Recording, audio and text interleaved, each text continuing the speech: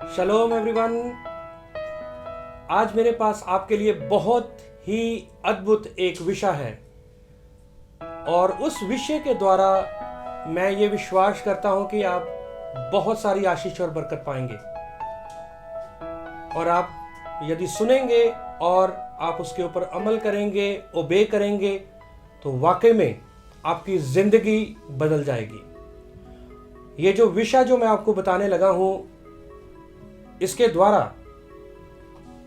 आप स्पिरिचुअली, आत्मिक रूप से बहुत ही ज्यादा आप ग्रो होंगे, बहुत आगे बढ़ेंगे आप। और उस विषय का नाम है अब्रीत। इब्रानी भाषा के बारे में मैं बोल रहा हूं, क्योंकि जो इब्रानी जो लोग हैं, जो यहूदी लोग हैं, वो इब्रानी भाषा को वो अब्रीत बोलते हैं।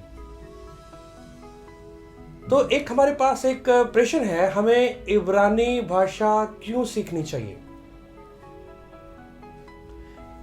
क्या है इस इब्रानी भाषा में या इब्रीत भाषा में क्या है? सबसे पहली बात मैं आपको बताना चाहता हूं कि इब्रानी भाषा, और जिसको हम अब्रीत भी बोलते हैं, वो यहोवा की भाषा है। गॉड्स चोजन लैंग्वेज, यहोवा की भाषा, जिसमें यहोवा ने आदम के साथ बात करी, हवा के साथ बात करी और अपने लोगों के साथ बात करी। और इसका हमारे पास क्या प्रूफ है? उत्पत्ति उसका 11 अध्याय और उसका 1 वचन में जब हम पढ़ते हैं तो उसमें लिखा है कि सारी पृथ्वी पर सिर्फ एक ही भाषा थी और एक ही बोली थी। तो इसका मतलब यहोवा अपने लोगों के साथ उस पवित्र होली लैंग्वेज के साथ, पवित्र लैंग्वेज में वो बातें करते थे। मैंने आपको बताया कि सबसे पहली बात वो पवित्र लैंग्वेज, क्योंकि वो यहोवा की भाषा। और एक और बात आपको बहुत ही जरूरी बात बताना चाहता हूं, वो ये है कि यहोवा ने जब आज्ञाएं दी, और हम सब जानते हैं कि मूसा जो था वो सनई पर्वत के ऊपर गया और यहोवा ने मूसा के साथ बात करी और मूसा को 10 आज्ञाएं दी गई और वो इब्रानी भाषा में थी। क्योंकि उस समय यहोवा का वचन बताता है, परमेश्वर का वचन बताता है कि उस समय पूरी पृथ्वी पर एक ही भाषा बोली जाती थी और एक ही बोली थी। तो यहोवा ने अपने लोगों से इब्रानी में बात करी और इब्रानी भाषा में स्क्रिप्ट दिया, इब्रानी भाषा में वचन दिया और दिया वो मूसा को दिया, ताकि वो मेरे और आपके पास और इजराइलियों के पास वो पहुंचने पाए। इब्रानी भाषा एक ऐसी भाषा है कि उसके 22 जो है वो अल्फाबेट है, 22 लेटर्स हैं। और उसका जो पहला जो लेटर है वो है एलफ। हर एक लेटर की, हर एक जो भी लेटर है इब्रानी भाषा का, अल्फाबेट का, उसकी एक पिक्टोग्राफ है, एक पिक्चर है। जब यहोवा ने बोला और वो हो गया, क्योंकि जब यहोवा ने बोला सूरज बन जाए, वो बन गया। आकाश में ज्योतियां चमके, वो चमकने लगी, क्योंकि वो पिक्टोग्राफ बन गई। वहां पर वो तस्वीरें बन गई, वो रियलिटी बन गई वो। तो मूसा को इब्रानी भाषा में यहोवा ने वचन दिया। और आपको पता है कि मूसा वो फ़िरौन की घर में, उसकी बेटी के घर में वो आया और उसको पानी से, उसके नाम का मतलब ही है कि पानी से निकाला हुआ। आइए हम एक वचन पढ़ेंगे और निर्गमन उसका 2 अध्याय और उसका 10 वचन हम पढ़ेंगे। और मैं आपको उस शब्द के बारे में मैं आपको बताना चाहता हूं, मूसा के बारे में, क्योंकि मैं आपको बताना चाहता हूं कि इब्रानी में कितना रहस्य है, अब्रीत लैंग्वेज में कितना रहस्य है। यदि आप सीखेंगे तो आप बहुत ही डीपली आप जाएंगे। आइए हम पढ़ेंगे निर्गमन उसका 2 अध्याय और उसका 10 वचन। लिखा है, जब बालक कुछ बड़ा हुआ तब वह उसे फिरौन की बेटी के पास ले गई और वह उसका बेटा ठहरा और उसने ये कहकर उसका नाम मूसा रखा, मैंने इसको जल से निकाला था।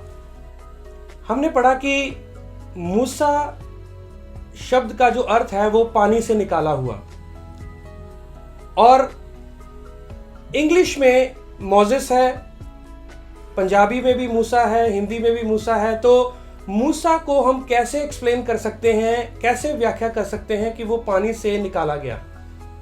जितनी देर तक आपको इब्रानी नहीं आती, जितनी देर तक आपको इब्रीत नहीं आती, उतनी देर तक आप उसको एक्सप्लेन कर ही नहीं सकते। मूसा जो है, इसको अब्रीत लैंग्वेज में या इब्रानी भाषा में इसको मोशे बोलते हैं। ये 3 अक्षरों के साथ बना है। अल्फाबेट जो है इब्रानी के 3 अक्षर हैं, वो है मेम, शिन और हे। एक बार फिर से रिपीट करना चाहता हूं, मेम, शिन एंड हे।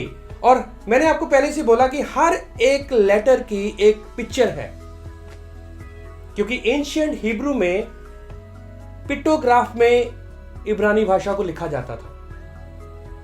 तो मेम की जो तस्वीर है वो है पानी, और जो शिन की जो तस्वीर है वो है दांत, मनुष्य के दांत, और जो हे की तस्वीर है वो है खिड़की।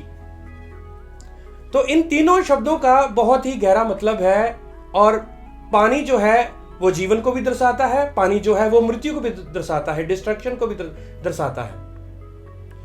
यीशु मसीह ने कहा कि मैं जीवन का जल हूं, और नूह के समय में जब जल पर ले आई और पानी के साथ पूरी दुनिया वो नाश हो गई, डिस्ट्रक्ट हो गई। 2 मीनिंग, पर मैं आपको बताना चाहता हूं हर एक लेटर जितने भी इब्रानी के हैं, एक लेटर में 70 प्रकाशन है। और शिन की जो पिक्टोग्राफ है वो है दांत, डिस्ट्रक्शन को भी दर्शाते हैं और वो बोलने को भी दर्शाते हैं, सेविंग को भी दर्शाते हैं, बचाने को भी दर्शाते हैं। और जो हे जो है वो खिड़की, हम खिड़की कई बार खोलते हैं तो हम देखते हैं खिड़की खोलकर कौन आया, या किसी को भी हम देखते हैं तो खिड़की का मतलब खोलना वो है बिहोल्ड। तो ये पूरे 3 शब्दों का अर्थ क्या है ये मैं आपको बताऊं। यदि आपको मूसा को, मोशे को आपने एक्सप्लेन करना है, और यदि उसको जल से निकाला गया है, और हम सब जानते हैं कि उनके मार्ग में जब मूसा जो था वो इजरायली लोगों को मिस्र से की गुलामी से निकाल कर लेके जा रहा था, तो रास्ते में लाल सागर आ गया। इसका भी बड़ा रहस्य है, पहले मैं आपको बताना चाहता हूं। देखो, पानी से निकला हुआ जिसने उस विनाश से छुटकारा दिलाया। खिड़की का मतलब देखो, खिड़की खोल के हम देखते हैं, ठीक है। और पानी से निकला हुआ, मेम का मतलब है पानी से निकला हुआ, और विनाश को दर्शाता है। वो जो टीथ जो है और जो दांत है वो विनाश को दर्शाता है। देखो, पानी से निकला हुआ जिसने विनाश से लोगों को बचाया। है कि नहीं अद्भुत? कितनी गहराई की बात है, और इसके ऊपर आप और भी ज्यादा प्रकाशन पा सकते हैं, मुझे विश्वास है। मैं ये विश्वास करता हूं, चाहे मूसा के आगे, इजरायलियों के आगे जब वो जा रहे थे, चाहे 7 समुंदर भी आ जाते, वो भी 2 भाग में हो जाते, सारे समुंदर। क्यों? क्योंकि मूसा के नाम में ही मतलब है, मूसा के नाम में भेद छुपा हुआ है, पानी से निकला हुआ जो विनाश से लोगों को बचाता है। तो यदि मूसा के नाम में ही इतना प्रकाशन है, तो मूसा के आगे जो कुछ भी आता वो सब कुछ सफल हो जाता। चाहे पानी आता, चाहे जॉर्डन रिवर आई, आपको पता है यर्दन नदी है, सब कुछ जो है वो 2 भागों में हो गया। कितनी अद्भुत बात थी, कितनी जबरदस्त बात है कि इब्रानी भाषा में कितना रहस्य जो है वो छुपा हुआ है। और यदि इब्रानी भाषा में इतना बड़ा रहस्य छुपा हुआ है, तो हमें ये भाषा सीखनी बहुत ही बड़ी जरूरी है। अब हम देखते हैं कि जो मूसा जो है वो यीशु मसीह की तस्वीर है। जैसे पानी से निकला हुआ विनाश से लोगों को बचा रहा है, वैसे ही यीशु मसीह ने मुझे और आपको विनाश से, पाप से वो बचाया और सुरक्षित जगह पर वो रखा है, हमें पाप से बचाया। Praise the Lord. तो इसलिए क्यों इब्रानी सीखनी चाहिए? मैंने आपको बोला, मैंने आपको बताया, क्योंकि ये परमेश्वर की लैंग्वेज है, चुनी हुई लैंग्वेज है। परमेश्वर इसके द्वारा जो है वो अपने नबियों से, अपने लोगों से बात करता था। आदम भी यही लैंग्वेज बोलता है और ये पवित्र लैंग्वेज है, ठीक है। और हर एक लेटर में एक पिक्चर है जो कि हर एक लेटर के साथ, हर एक अक्षर के साथ कनेक्टेड है और वो एक वास्तविकता बन जाती है, एक रियलिटी बन जाती है।